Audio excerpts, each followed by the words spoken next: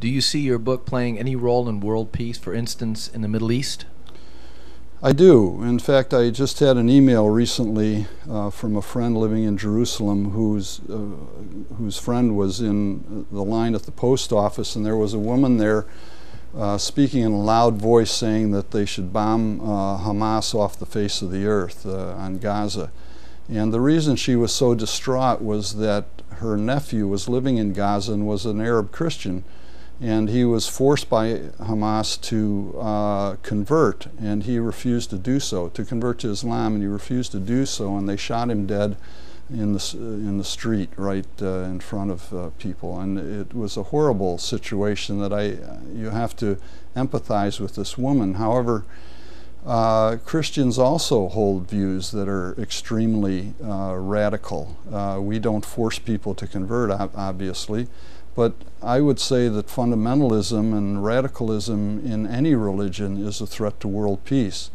And when we subscribe to medieval Christian doctrines that involve the eternal conscious torment of people who don't see things our way or somehow get on the wrong side of God, I think we're opening the door to some attitudes and actions that don't lead to peace. So I'm hoping that by reevaluating our theology, we'll create a much kinder and gentler gospel, and we'll be able to move in directions that will encourage the teachings of Jesus. And the three things that I focus most on that Jesus taught in order the criteria, what I call the criteria for getting into heaven, and I distinguish that from the process of salvation. The process of salvation, I believe, was what Christ did on the cross for us, that none of us are perfect, none of us can claim a place in heaven based on our life.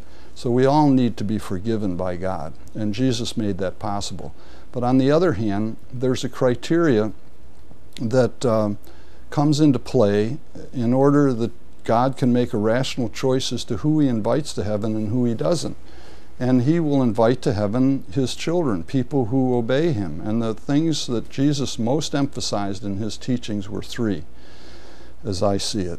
The first was to forgive others and to seek forgiveness. And he built that right into the Lord's Prayer and even made a commentary on it after he gave us the Lord's Prayer. The second is to manifest humility in our life.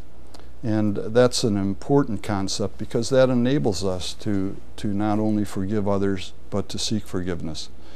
And the third is, of course, to love our neighbor as ourselves. And this was central to Jesus' teachings. And if we would just do those three things, this would be a much better world. And I'd say that our prospects of joining together in heaven one day are greatly improved.